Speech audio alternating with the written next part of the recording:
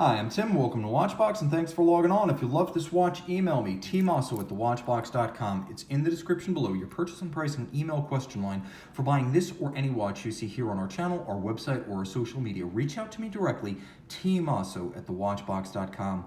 This is the Cartier Roadster Automatic. Launched in 2002 and discontinued in roughly 2011, it is the model I hear most requested by male Cartier watch fans who wish to see a discontinued reference resurrected. In short, it feels like something that Louis Cartier would have designed had he lived in the 21st century and dreamt of 1950s cars. Let me explain. This watch is rife with automotive imagery, but wearable, only 9.9 millimeters thick, 44 millimeters lug-to-lug, 52.8 millimeters end-link to end-link, and about 38 millimeters wide. You can see the steel case is all of high polish.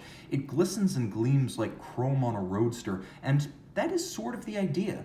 Moreover, it featured a pioneering quick-release lug system. There was really nothing else like this in 2002.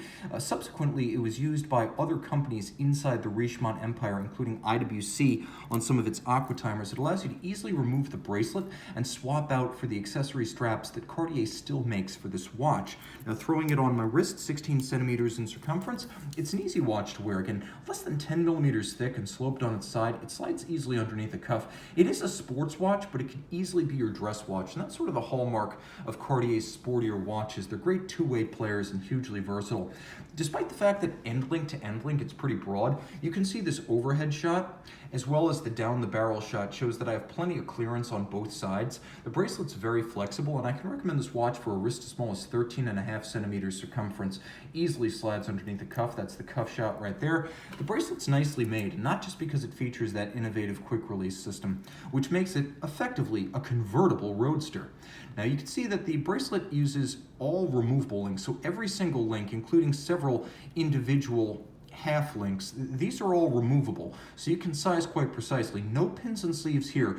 Screws are used. Also, Cartier puts a little bit more play into its bracelets, sometimes even using pivoted retaining bars internally, so that the bracelets always feel silky and supple. That's by design. You'll also note that there's a channel down the center of this bracelet. This is something you don't often see. Individual links at a higher or lower plane than others. There are large flanking links in polish, and then the center channels are alternately raised and lowered, and all of satin finish. There are also gaps on the underside, you can see.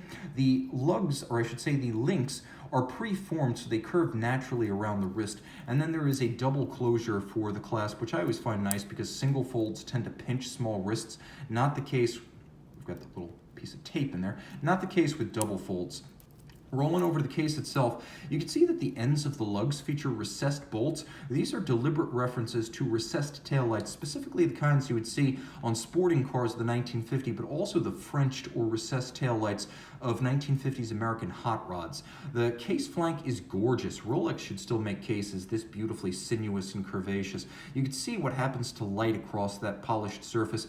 And then there's a little bit of a step to the bezel. The watch is tonneau shaped. There's a step to the bezel, and it has that same tonneau outline, tracing the outline of the case, giving way to a sapphire that is both shaped and, as you can see, slightly cambered. Now, there's an overrider style crown. It looks like the overrider of an automotive bumper, and specifically it looks like Dagmar bumpers to me. If you type in Dagmar bumpers on Google, you'll see exactly what I mean. There's also a lovely blending of the crown structure into the lens for magnifying the date, proving Rolex that you don't need to make a date magnifier ugly. Now, the date disc is also monotone. It's black to match the dial, so it blends in nicely.